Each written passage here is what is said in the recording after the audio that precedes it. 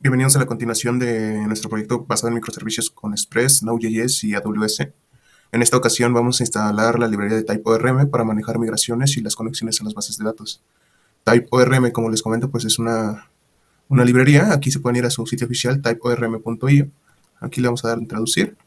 Y pues es una plataforma, una librería para brindar soporte, ¿no? Es un ORM justamente para que se nos haga más fácil el hecho de hacer conexiones a bases de datos, hacer consultas a través de métodos y no estar escribiendo directamente SQLs a manera de string o a manera de parámetros en funciones que nosotros tengamos definidas directamente en la librería que tengamos que usar, como MySQL o PostgreSQL, ¿no?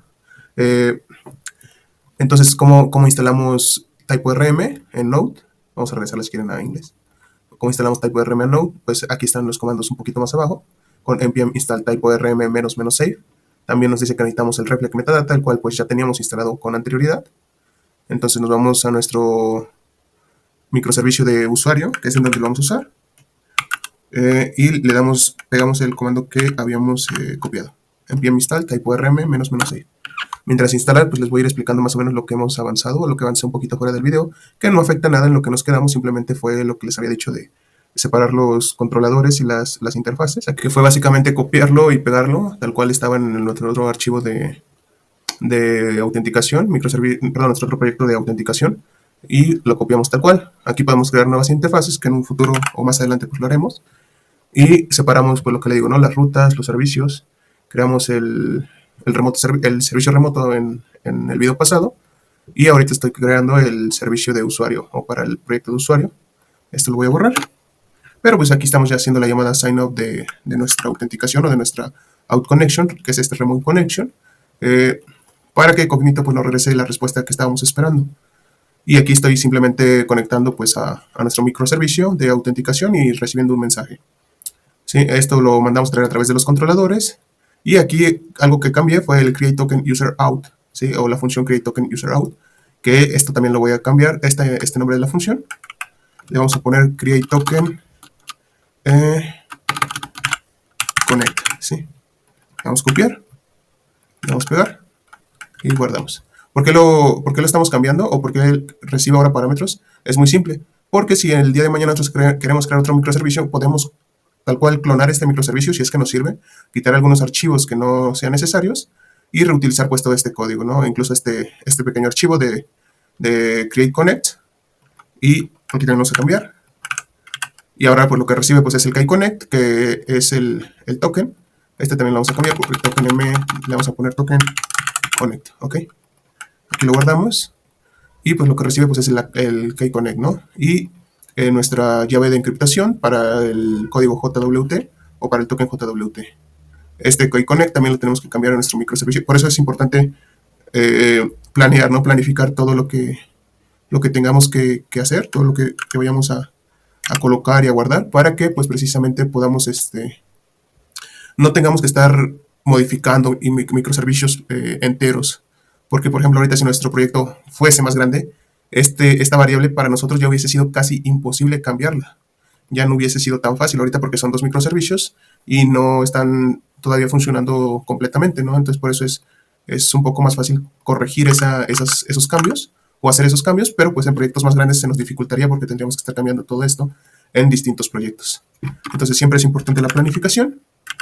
Y bueno, una vez que esté cambiado esto, lo que sigue será instalar, bueno, ya instalamos el TypeORM, lo que sigue sería crear una configuración, new file, le vamos a poner db.ts, ¿sí? La configuración de nuestra base de datos, y aquí le decimos que vamos a importar data source de TypeORM. Y aparte vamos a importar nuestro archivo de configuración, import config, de nuestro archivo de configuración, config. Bueno, en este caso sería punto, mejor dicho, y solo config. Ahí está. Listo. Ahora, en este archivo de configuración, ¿qué es lo que nosotros necesitamos configurar? Aparte de lo que ya tenemos, aquí le vamos a poner coma, y aquí le vamos a poner database. Vamos a necesitar efectivamente un dbhost, un puerto. Vamos a necesitar el username, el password y el nombre de la base de datos. Y aparte vamos a decirle que el tipo, ¿no? El tipo de la base de datos, que va a ser db-type. Y a este tipo lo que le tenemos que decir o lo que le tenemos que pasar no es un process o no es una variable de entorno, sino una cadena de string directa. MySQL, y le decimos que va a ser como tipo MySQL. Ok.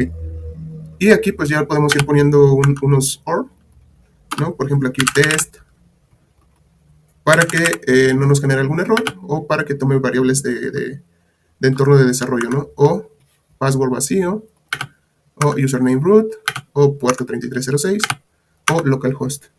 Aquí el puerto también es importante aplicarle un pequeño cambio, porque la librería de type-rm no nos detecta como tal la variable de entorno así directa como un dígito, sino que tenemos que hacerle un parseInt para que lo pueda tomar como dígito. Y si no, pues que tome el 33.6. Le decimos parseInt y le decimos que va a ser base 10. Ok. Y listo. Localhost, todo está correcto. Y esto es lo que necesitamos aquí en esta configuración. Y nuestro archivo .emp también va a cambiar. Y aquí le vamos a decir que database, sí. El token, a ver, déjenme ver si quedó activo o quedó configurado. Quedó aquí. Este lo podemos borrar porque no lo vamos a ocupar realmente. Ah, bueno, aquí nos falta una coma. Y este también lo podemos borrar de aquí, ¿va? Este no lo vamos a necesitar en el proyecto en general, pero pues era del video pasado para que vieran cómo se usaba. Entonces aquí en nuestro .env ya es como vamos a ir configurando nuestras variables de entorno. ¿Sí? Aquí sería un puerto, bueno, vamos a copiarlas tal cual de aquí de nuestra configuración. Aquí en config, ¿sí? Y copiamos esto y aquí lo pegamos. Y aquí sería igual, esto lo vamos a sustituir por un igual, aquí por un igual. Y el nombre de nuestra base de datos, bueno, aquí lo que yo estoy usando es XAMPP, que ya viene incluido pues MySQL y el servidor de Apache, lo inicialicé. Y mi manejador de base de datos es este, que es dbeaver, y soporta, aparte de SQL, pues soporta otras bases de datos como Postgres o Redis en su versión Pro. Había creado esta base que se llama Test AWS, entonces ese es el nombre de la base de datos que vamos a configurar aquí. Test-AWS. El password lo vamos a dejar vacío. Y aquí se me olvidaba que tenemos que instalar la librería de MySQL con npm install mysql --save y le damos enter. Esperamos a que se instale y todo listo. Ahora sí, en nuestro archivo de DB, bueno, antes en nuestro archivo de configuración, o de la configuración de las variables de entorno, podemos hacer lo siguiente. Miren, podemos crear un objeto de tipo DB y dentro ir creando pues el host, el puerto, el username, el name y el type, ¿no? Para que sea más fácil y más sencillo crear nuestras variables o acceder a nuestras variables, se puede identificar de una manera más fácil. Y dentro de nuestro archivo de DVD, habíamos exportado el data source, el config, y debe de tener esta apariencia, ¿sí? Exportamos una constante de tipo app data source y le decimos que va a ser igual a new data source. Abrimos un objeto y le pasamos los siguientes parámetros: type, host, port, username, password, database. La sincronización le vamos a poner en false, ¿sí? No necesitamos sincronización, de hecho es recomendable que se ponga en false para producción si queremos hacer pruebas. Esto lo que nos permite es que sin crear migraciones, tal cual tome las entidades y las suba a nuestra base de datos. Pero pues no es una buena práctica, ya que si hay algún cambio en las interfaces o en las entidades, perdón, de type-rm, pues de todas maneras se subirán esos cambios, aunque no sean necesarios. Entonces por eso le decimos que es false y un login en true. Luego en entidades debemos de declarar estos tipos de archivos, que es el TS y el JS. El TS es para trabajar de manera local porque estamos trabajando con TypeScript, y el JavaScript es para trabajar de manera ya en producción, porque con nuestro comando de npm run tsc transformamos estos archivos TS a JavaScript. Además de que Lambda, pues lo único que lee es JavaScript, no trae integración directa con TypeScript. Y le indicamos pues en dónde van a estar nuestras entidades, que sería en la carpeta de entities, que todavía no la tenemos por aquí, pero la vamos a crear. Y le decimos que todas las carpetas, todos los archivos con terminación .js. Y para probarle nos vamos a nuestra app, importamos app data source como db connection y desde el archivo config.db. Y dentro de nuestro app listen le decimos que debe connection.initialize va a ser lo que nos indique si nuestra conexión es correcta. Encerramos esto dentro de un try catch y ahora sí podemos correr un npm run dev. A ver, control C, control L, npm run dev, npm run dev. Ahí está. Lo corremos. Y como vemos, pues ya está la conexión, ¿no? Nos dice select version en caso de que no hubiera una conexión correcta. Aquí nos arrojaría un error en el puerto 3001, pero pues nos dice que todo bien. Si nos vamos acá, le damos aquí a renovar, pues vemos que no hay como tal un un cambio, pero es porque no tenemos entidades. ¿Cómo hacemos las entidades? Pues vamos a crear una carpeta entity. Vamos a crear nuestra carpeta entity a nivel de src. ¿Sí? Le decimos que aquí src new folder y se va a llamar entity. Entity. Le damos enter y aquí creamos nuestras entidades. Le decimos aquí a new file user.tc y creamos nuestro archivo. Vamos a ir cerrando todo esto para que no nos genere como ruido. ¿Sí? Y dentro de esta entidad de tipo usuario vamos a decirle lo siguiente. Vamos a primero a crear una entidad, entonces para eso le decimos que import entity entity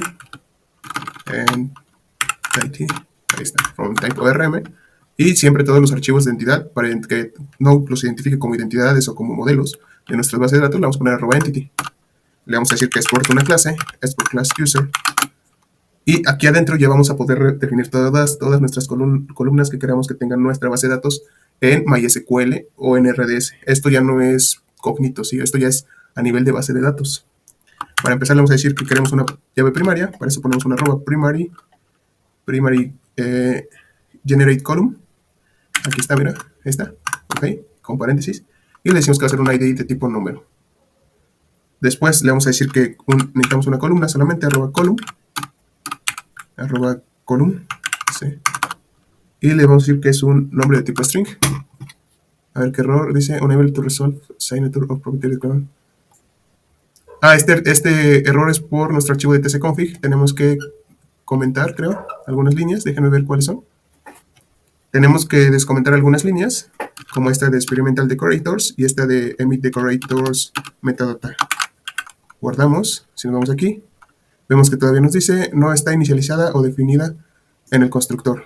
¿Sí? Esto también tenemos que descomentar otra línea, la cual es esta de strict property initialization. Le damos en false, la descomentamos y la ponemos en false. Guardamos, y si nos vamos aquí, ya está todo listo. Y ya con esos cambios nos va a dejar configurar nuestras columnas de manera correcta. Voy a hacerlo pues un poquito más rápido para el video, y en cuanto lo tenga ya les explico qué es lo que necesitamos. Listo, las columnas que hemos creado, pues es aparte el apellido, la dirección, el teléfono, el rol, que por defecto le decimos que si no viene un rol asignado, pues es usuario. El ID de Cognito, que es la respuesta que estamos esperando de parte de Cognito. La columna de la creación del dato y la columna de actualización del dato, las cuales pues se llenan automáticamente, ¿no?, al hacer una actualización o algún registro. Estas columnas es importante que estemos trabajando con MySQL 8.0 en adelante, porque si están más abajo no van a poder, o les va a dar van a tener que hacer alguna otra configuración extra para el formato de las columnas, o directamente registrar esas columnas de manera manual.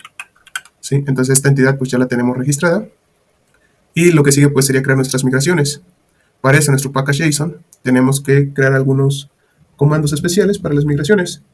¿Cómo lo hacemos? Con lo siguiente. Primero, tenemos que decirle que sea de tipo type, un comando type-rm nos va a generar con lo siguiente. Le vamos a decir que type-rm.s type-rm-ts -node common.js -node common.js, ¿sí? Esto ejecutaría esta parte. Le decimos otro comando, coma, lo cual va a ser la generación de migraciones, migration generate. Le vamos a decir que lo corre con el siguiente comando, con un npm run type-rm migration generate.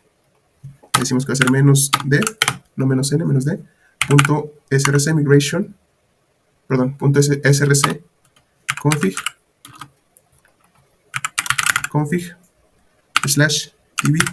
/db.ts.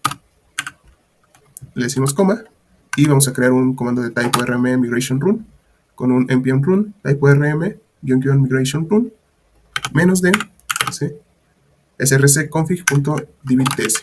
¿Qué le estamos pasando aquí? Es necesario que le pasemos nuestro archivo de configuración de la base de datos. Si no lo tienen aquí, o si no tienen pues estos comandos van a buscar el app data source. Entonces, si ustedes no tienen aquí esa variable o esa configuración, es importante que le pasen ese archivo, ¿no?, donde esté su app data source, para que lo pueda ejecutar de manera correcta. ¿Sí? A ver, déjenme ver si nos falta algo. Type-rm, migration generate. y migration run, npm run type rm menos migration generate menos d. Bien, parece que está todo bien. Y listo, podemos correr estos comandos con npm run migration generate, por ejemplo, y le especificamos la ruta donde vamos a guardar ese archivo de migraciones.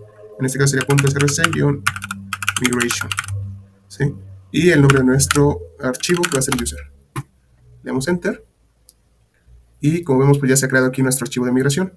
Ahora para correrlo tenemos que crear migration npm run migration run, enter.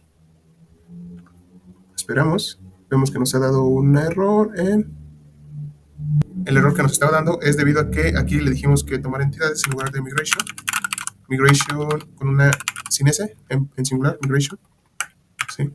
Aquí le tenemos que decir que tome las migraciones de migration, entonces ya podemos correr otra vez las migraciones, migration run, esperamos, no guardamos, qué genio, le damos guardar y otra vez corremos, esperamos, ¿sí? Y ahora sí, todo listo, start transaction, query commit, todo bien. Si nos vamos a nuestro dbeaver y le damos aquí a renovar, vemos que aquí ya tenemos nuestras columnas, ¿no? Nuestra tabla de usuarios y nuestras columnas.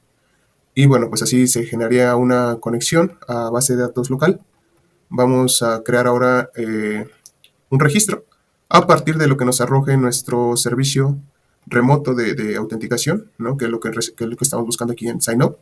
Vamos aquí a obtener get ID cognito. Para obtener el ID de cognito, primero vamos a hacer una prueba de registro directo a nuestra URL del servicio de autenticación. Tenemos este usuario activo, lo vamos a eliminar para hacer otra prueba. Le damos a eliminar. Cerramos esto. Nos vamos otra vez a nuestro microservicio de usuario. A ver, borramos todo esto y lo volvemos a correr. ¿Sí? Ok. Y le enviamos el registro. Mira, aquí nos quedamos con esta obtención del JSON, que es lo que nos va a regresar. Entonces, primero tenemos que validar que venga un metadata. ¿Sí? Y le decimos if sign up cognito and le decimos sign up cognito user sub, que es el que viene aquí y es lo que nos interesa. User sub, ¿sí? Aquí le está diciendo que retorne el sub, pero no es lo que necesitamos aún. Si todo viene así, entonces vamos a hacer nuestro registro a la base de datos. ¿Cómo hacemos el registro a la base de datos? De la siguiente manera. Como validación adicional podemos validar el metadata con el status code para que no haya problemas. And sign out cognito.metadata. Aquí vamos a poner el ampersand y sería .http status code igual a 200. Igual a 200, ¿sí? Y que además nos traiga el user.sub. O sea, si todo esto va bien, quiere decir console.log se registró en cognito. Registrado en cognito. Ok. Ahora vamos a crear un objeto de tipo usuario para que podamos registrar este ID o estos datos del usuario en nuestra base de datos. Lo hacemos de la siguiente manera. Primero creamos una constante const de tipo userStore, bueno, con el nombre de userStore, ¿sí? Aquí podemos tipar la constante si ustedes quieren.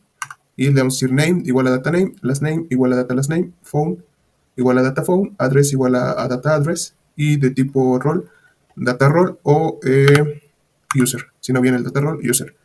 Y el ID de cognito pues va a ser el sign up cognito user.sub. Ok, déjenme ver si viene así, user sub, mayúsculas como camel case. Ajá, sí, user sub, data user sub, sí. Sí es así, ok, guardamos.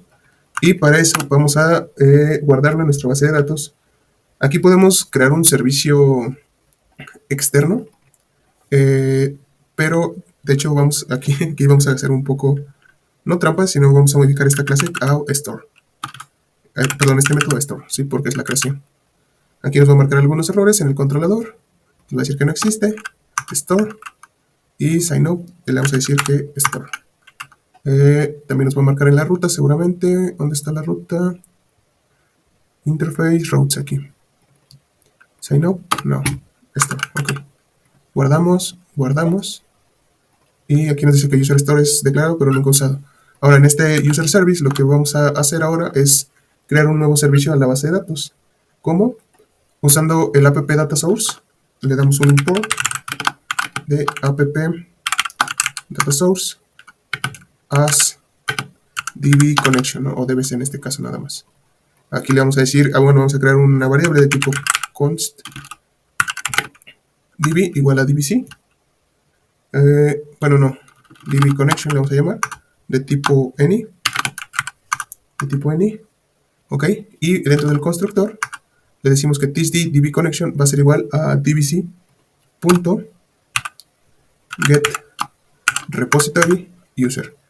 A ver, aquí dice a class member cannot have the const. Perdón, debería de ser private.